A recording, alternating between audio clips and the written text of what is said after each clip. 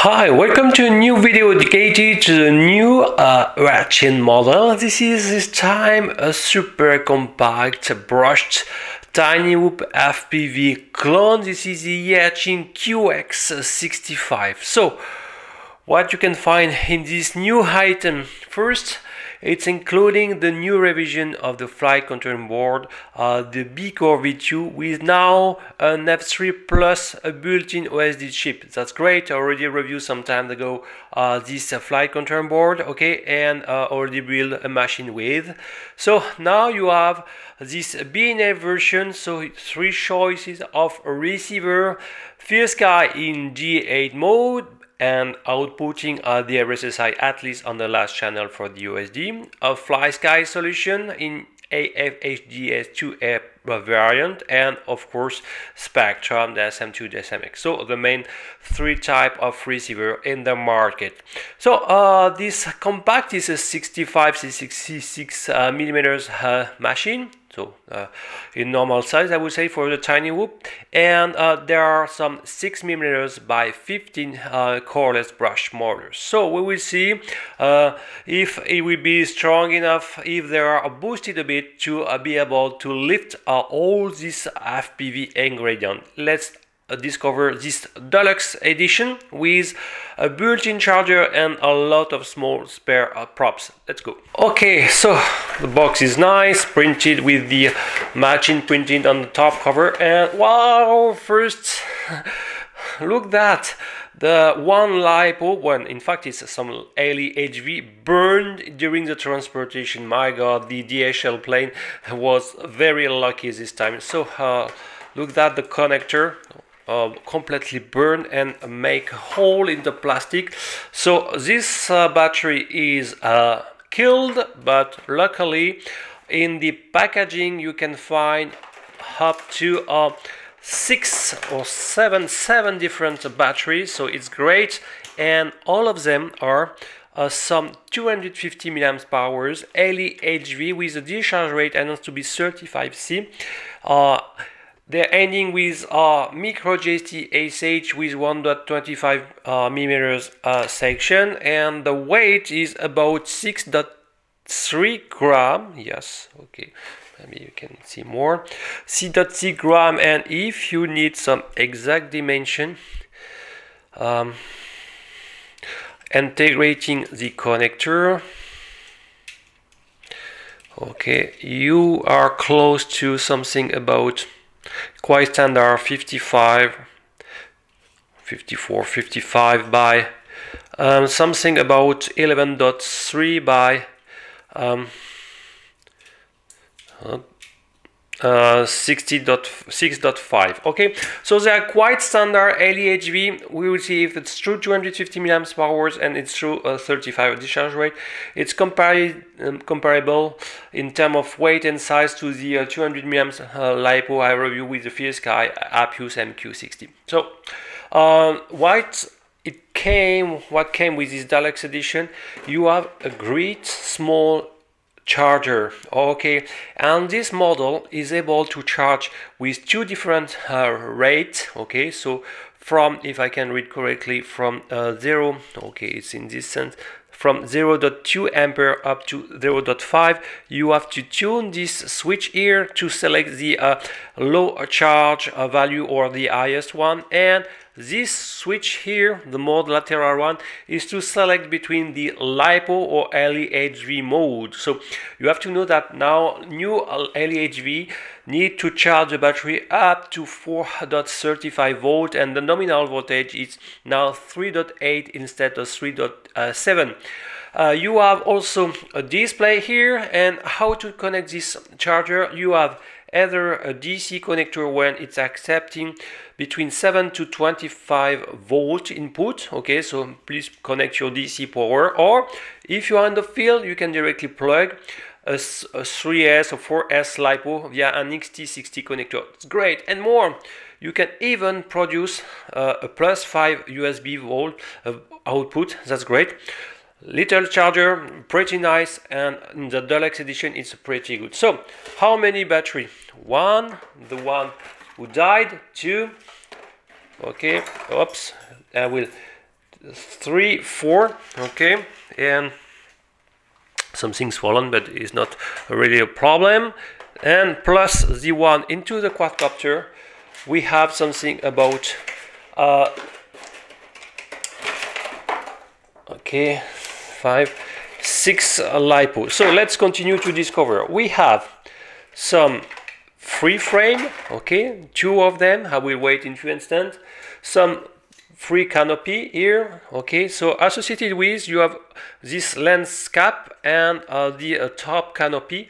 So I've got one in yellow fold in the ground, but you have it's amazing. But you have also another USB charger, more individual for one unique lipo. Also, you can change the I guess is the amperage, or probably no more the lipo to LEHV, and you have 2 type of free of connector, micro GST, SH or PH. Okay, so if you want only individual charger, so where it's falling the on the ground is not a problem. And so let's measure a little bit the weight of different elements. So with the top canopy, we are reaching already close to 1.1 gram, 1.3 gram. The frame standalone, quite light, sounds great, good quality plastic, okay. And individually, if you need some frame, you want to know, it's 3.5 grams. So in the average, only can welcome some 6 millimeters motors, okay. The same in white, okay, or in yellow. So what you can find also associated with a bag with 4 white props, 3 blade edition, okay, that's great to increase the flight time, they understood, and they are exactly about 30 millimeters, okay. Half section is 15, so it's a 30 millimeters. One also other bag with yellow color, and we have a bag with a lot of small screws to lock the canopy, individual dampening also, okay, and some axis, plastic axis for the rotation of the camera. We have the machine, of course, we have a screwdriver and the instruction manual printed in color. So the deluxe edition is very well done, okay, and where we can recognize the Eachine style instruction manual, where you can find first all the characteristics of the machine. We have to know that we have the 700 TVL 130 degrees in diagonal 1/4 CMOS sensor, 25 milliwatt 48 channel, 615 cordless motors, okay. And the more important, how to proceed with the video transmitter. Be aware it's only an NTSC camera, so no long press more than 10 seconds won't work to switch between Pale and NTSC. It's locked in only NTSC, but short press will cycle between the 8 frequency, okay. So in a row of one of the selected band, the top red rows will and the index of it will indicate the current selected frequency, CH1, CH2, and so on. And the lower rows is the more the blue one will show the it's the inverse, will show the current V band selected. Okay, so short press to cycle between the 8 frequencies, and a long press to cycle between the 6 supported V band. Only locked in NTSC. We have the correct configuration of the built-in receiver. It's a FierceSky D8 for me, configured in S-Bus connection. Okay, and good news, the OSD seems to be pre-configured. We'll check that fact. So the deluxe edition is great. Let's now have a look. Oh, I forgot to mention a small prop remover tool, okay, to remove the 3 blade edition. So let's measure the total weight. Okay, with including the battery, we are in 27.3 gram in comparison with the FierceSky, okay, I reviewed some time ago, the MQ60.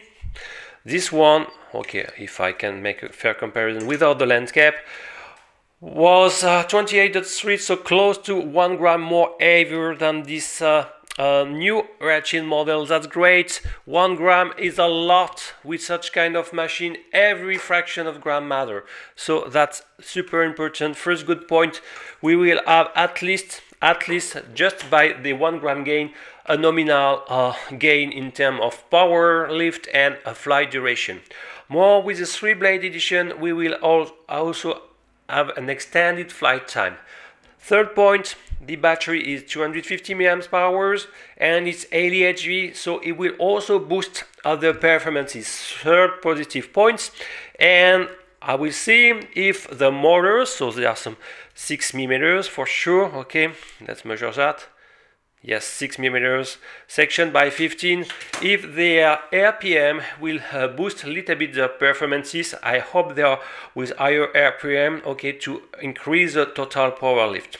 So let's have a look. The frame, I told you, was good, and the top canopy is not bad. And what I really like with this new version, you have 2 lateral screws there, okay, where you can, if you are unfast them a little bit, you can adjust the tilt orientation of this tiny clone. It's the first time I see that you can tune the lens orientation for a small micro FPV quadcopter. That's great. We have on bottom, you can recognize a little bit the B-Curve2 hoverboard, where the antenna, the 2.4 GHz antenna, is located below, so be sure to have something like this, okay, pointing down vertically. The range will be not bad, whatever. All the motors are connected via connectors. That's great. And compared to the Eachine 11 frame I used some time ago, remember, now the battery tray is not blocking the USB port, so they modified and is great compared to this Eachine 11, but this one was using 7 mm and higher and bigger battery, so the battery tray was bigger. Here, no problem for the USB insertion, but whatever, do not bend too much the USB, the board, when you will insert the USB. Be aware of that. The main top canopy is more or less fill a hole where you should be able to access to the video transmitter button located on top. I hope you will be able to see. Okay, we have here where it's possible to click on it and in the same time to recognize which button. So the VVEC and the V-band selection is possible. You have to do more or less the same for the bind button. Here it's located here on the just below here. I would prefer to have a hole here. It will be more easy to access vertically to this bind button. In any case, you will have to insert either diagonally like I do, and until you can press the bind button. So it's not super trivial, or do laterally also in this direction, but you will need a thin tip screwdriver to access to it, but it's also possible, yes, to click. You can hear it's possible to click. So it's not super trivial, so maybe the top canopy could have a little bit better design for the access of these 2 important elements. So the main question for the B-Curve2, you probably know, for the 7 motors solution, okay, it's suffering potentially some battery brownout, at least for the receiver, especially at the first moment at the takeoff. Okay, so probably maybe the built-in voltage regulator is not deliver enough amount of current to power both the video transmitter and the built-in receiver. So with 6 mm solution like here, the amount of current draw will be lower, so we can expect that the brownout will not be here, okay? But in any case, you have to be sure to have a battery, and it seems to be the case, with a nominal discharge rate 35 C here seems to be the right solution. So I raise the question, will this machine will suffer of the voltage regulator brownout? It's an open question. To connect or to bind, you can use an USB cable, okay, and with a power bank for the binding. I think it's better than to use the battery directly. It's better, and since, as you may know, to bind a FierceSky solution, you need to press the bind button, to hold it pressed while powering. It can be tricky with only two hands. This is why the USB powering via USB power bank can be a little bit more easier. Okay, so I really like it, and let's check this 130 millimeters 100 degrees field of view of the video transmitter solution. So look, the light, all the video, and the blue is the V-band selection row, and the below on the red is the V-frag, is visible, everything is lighting here. So let's turn on the FPV monitors. We have something here where you can see that great.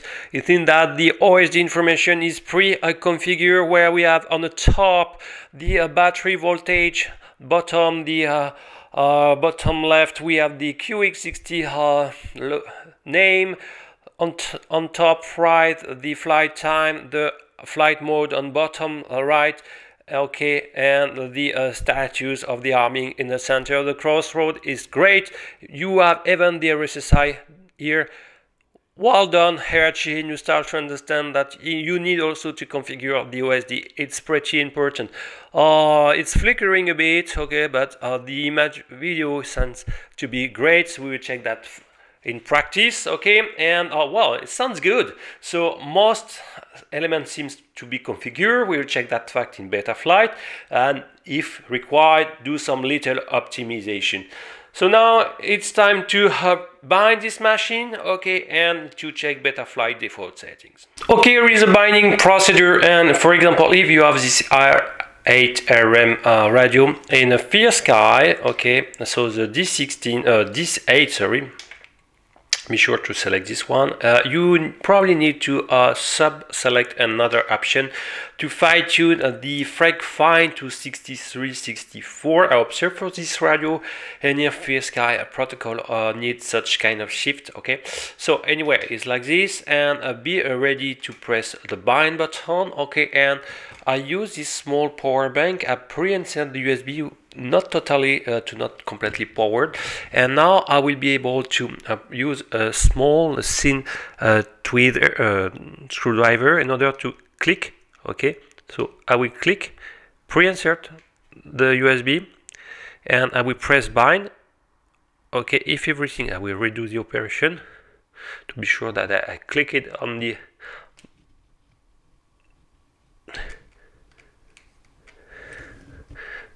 then it could be a little bit tricky. Okay, I will pre-insert. You should have fast green flash. I will press bind.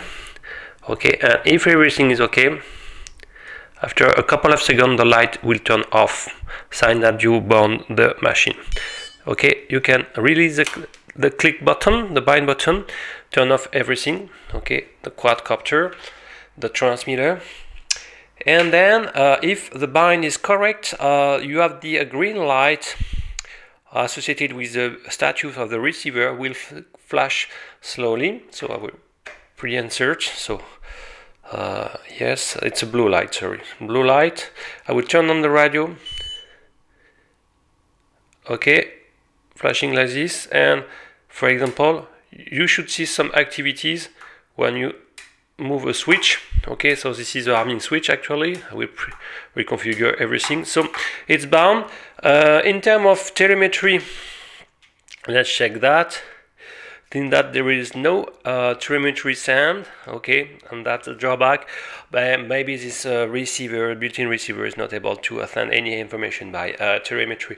Now it's time to check all the beta flight default configuration. Okay, and after, let's fly it. So let's check the beta flight configuration.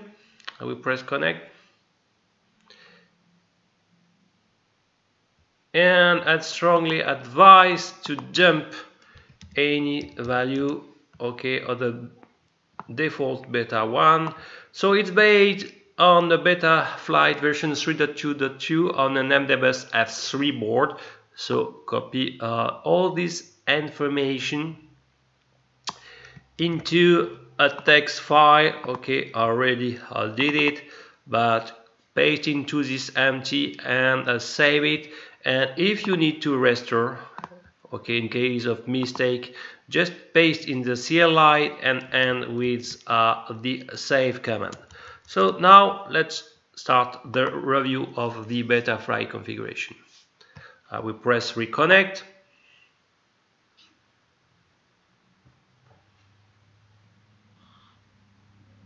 Now sometimes you need several times. Okay. And let's check the ports. We have effectively for the built-in S-Bus receiver the UART3 turned on. So don't forget that. The configuration, we have a classic X design, brushed, no specific PWM values. The current default settings, okay, and the board is at least for the 0 pushed up to 8 kilos. We have already 16% probably. The PID loop can be increased to 4 kilos without any problem. We don't have any barometer, so it can be turned off. Okay.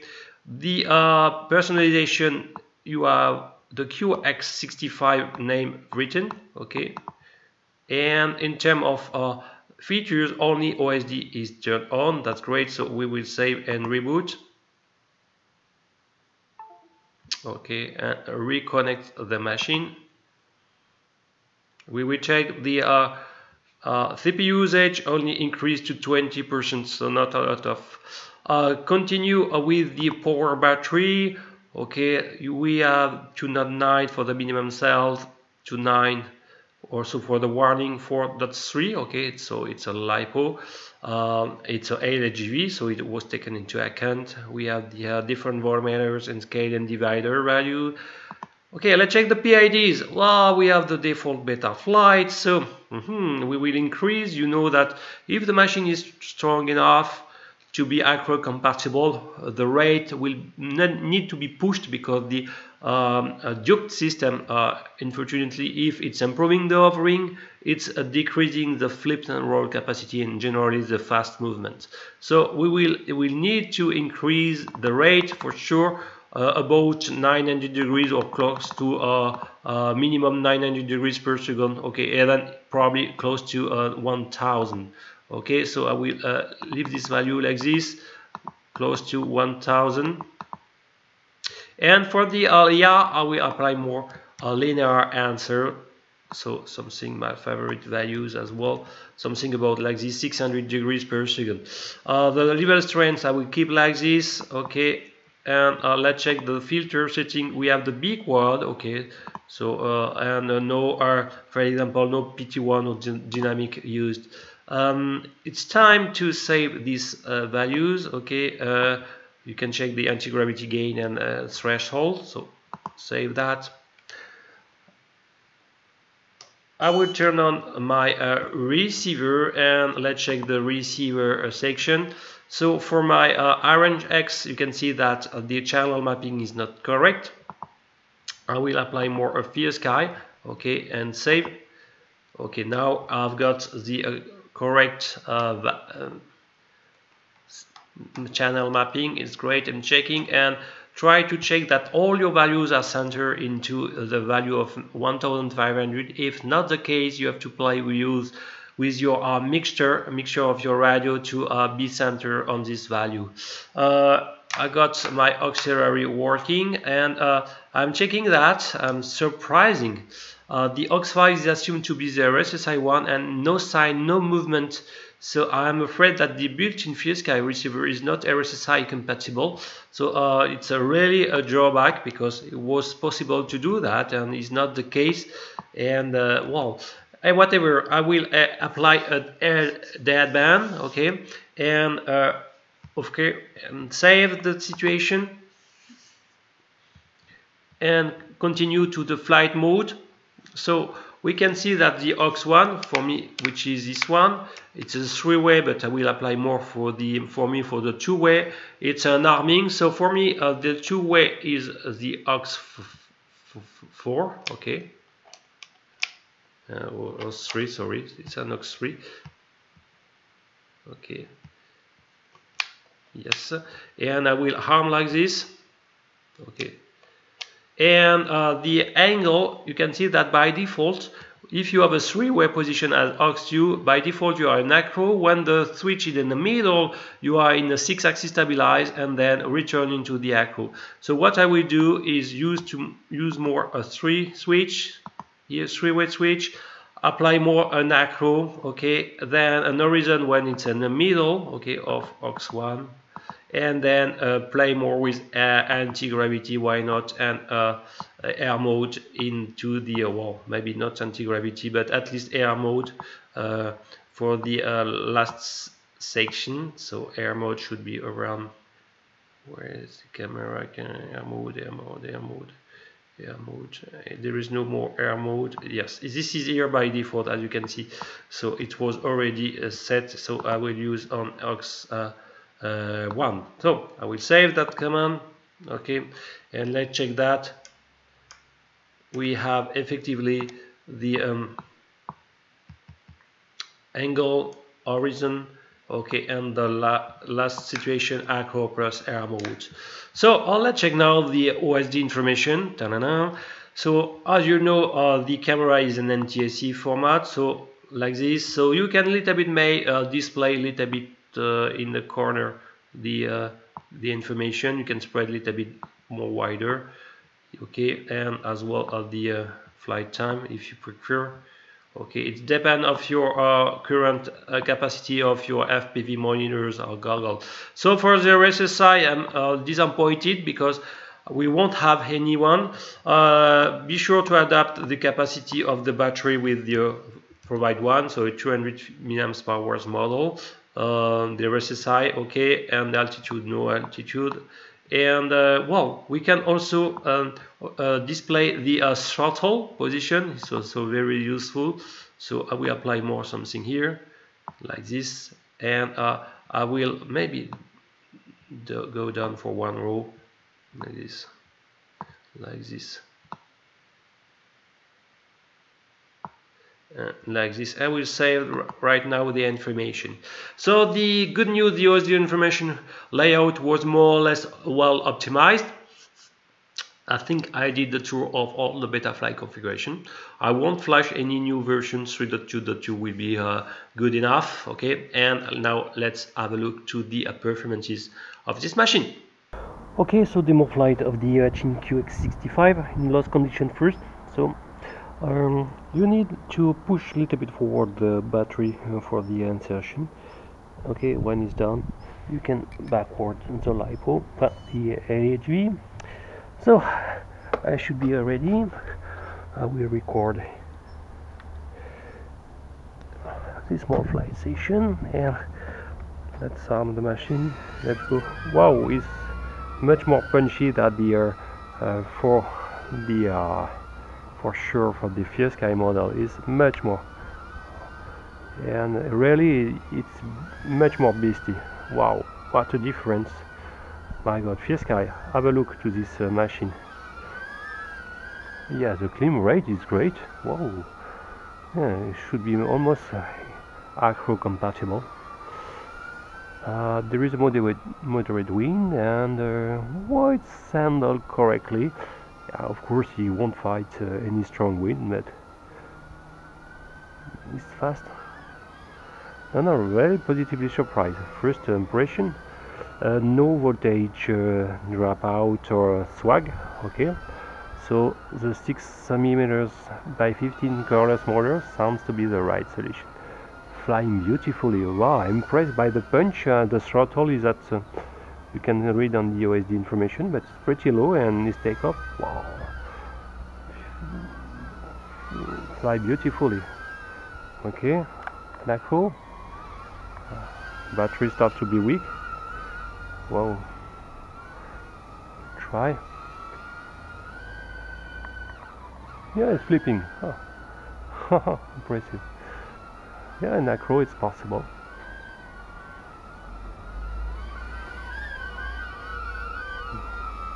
You can hear the small sounds associated with okay, the battery starts to be weak and the wind more stronger, so it's fighting, the gyros is fighting the wind, but you still have a punch, huh? No problem. So the battery, the LHV, are doing a very good job as well.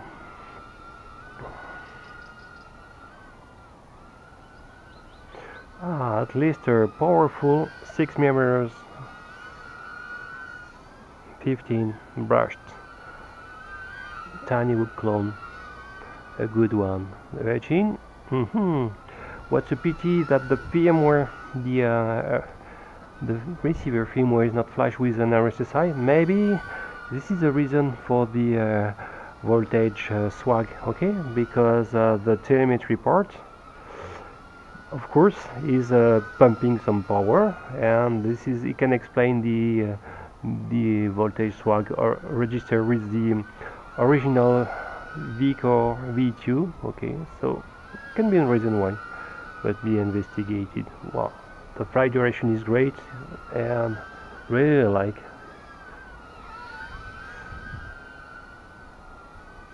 Wow, it's fast. Really like, and I'm impressed. In lost condition, first, it's time to take up. Can we observe some drift? Not so much. Oh, whoa. Okay, it's time to land and disarm. Wow, first lost condition, flies beautifully. Let's continue more in FPV.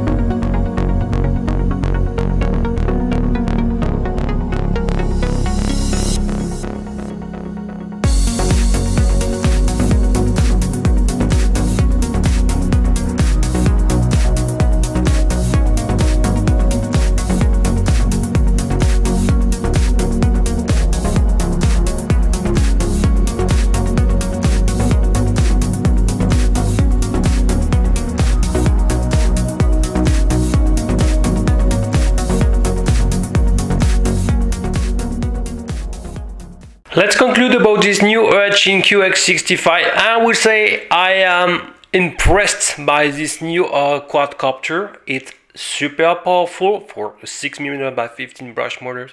It flies superbly, it's punchy, it's acro capable, so it's more or less competitive with the brushless model I reviewed some time ago. I'm really impressed. My minor drawback is unfortunately, the B-Core V2 is no more flash, at least for the built-in Field Sky receiver, with the one firmware compatible with the RSSI exporting on the last channel. What's a pity, it would have been probably the best micro under 30 gram micro FPV machine. Anyway, I will address whatever sum up for this machine. Really, I'm very happy to see time to time some very good product, and is one of them. So if you like this video, please submit, and see you next time. Bye bye.